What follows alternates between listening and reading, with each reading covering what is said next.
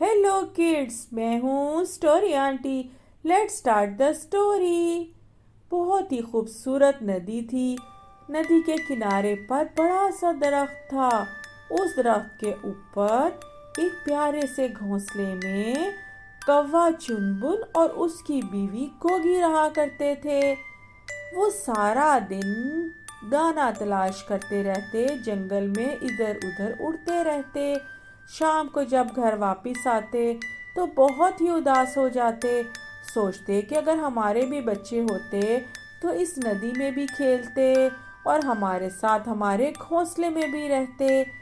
एक दिन मैना रानी आई उनके पास और उन्हें कहने लगी कि बहुत दूर एक गार है।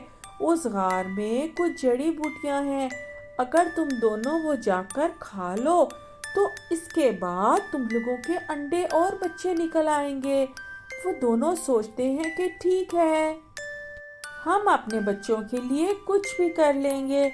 चुनबुन और गोगी सुबह सवेरे उठते हैं और मुख्तलिफ मुख्तलिफ जंगलों से होते हुए बहुत बड़ा सफ़र तय कर दूर एक गार में पहुंच जाते हैं। जब वो गार के पास जाते हैं तो वहाँ तो बेशुमार किस्म की जड़ी बूटियाँ होती हैं। अब वो परेशान हो जाते हैं कि हम क्या करें, कौन सी जड़ी बूटी खाएं। इतनी देर में उन्हें एक उल्लू मियाँ नजर आते हैं।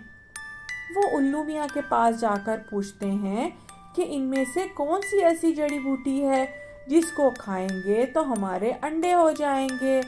तो उल्लू मियाँ उन्हें अपने साथ लेकर जाते हैं और उन्हें बता देते हैं।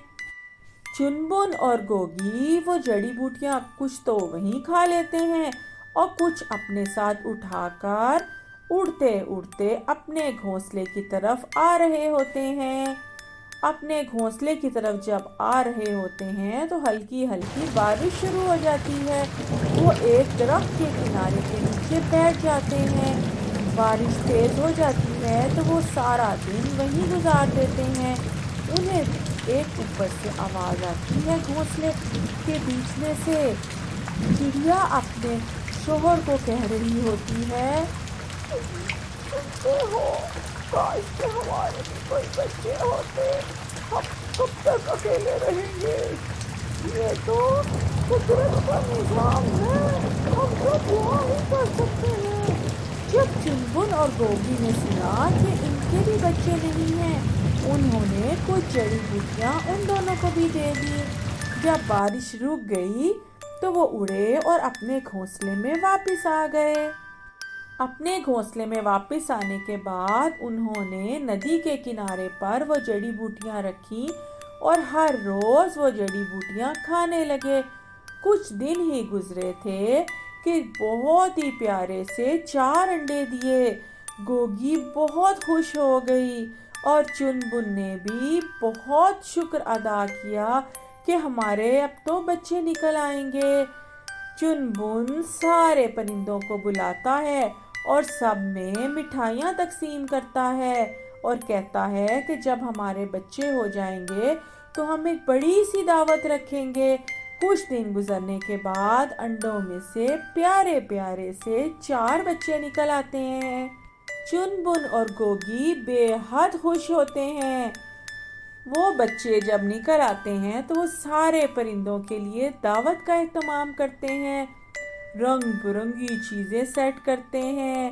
सारे परिंदे वो चीज़ें देखकर बहुत ही खुश होते हैं और खूब पेट भरकर खाना खाते हैं।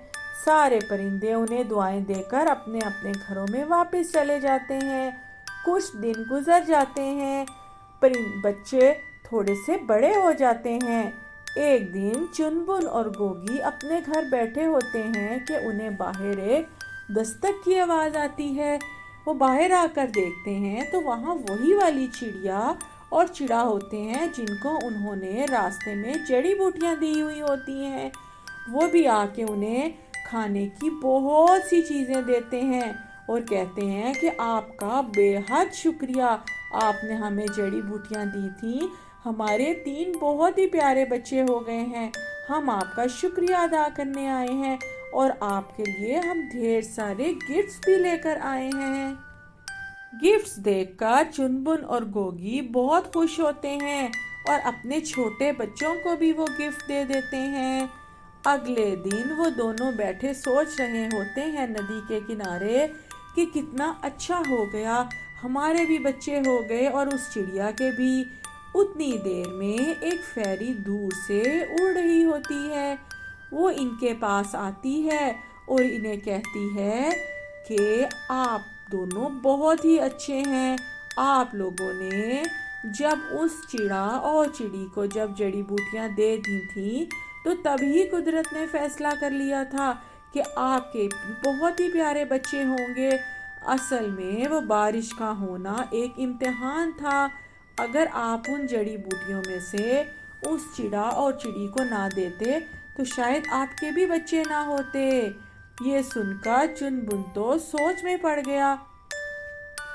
گوگی نے بھی قدرت کا شکر ادا کیا کہ ہم اس امتحان میں پورے اترے ہیں، ہم نے وہاں بارش میں پناہ لی تھی۔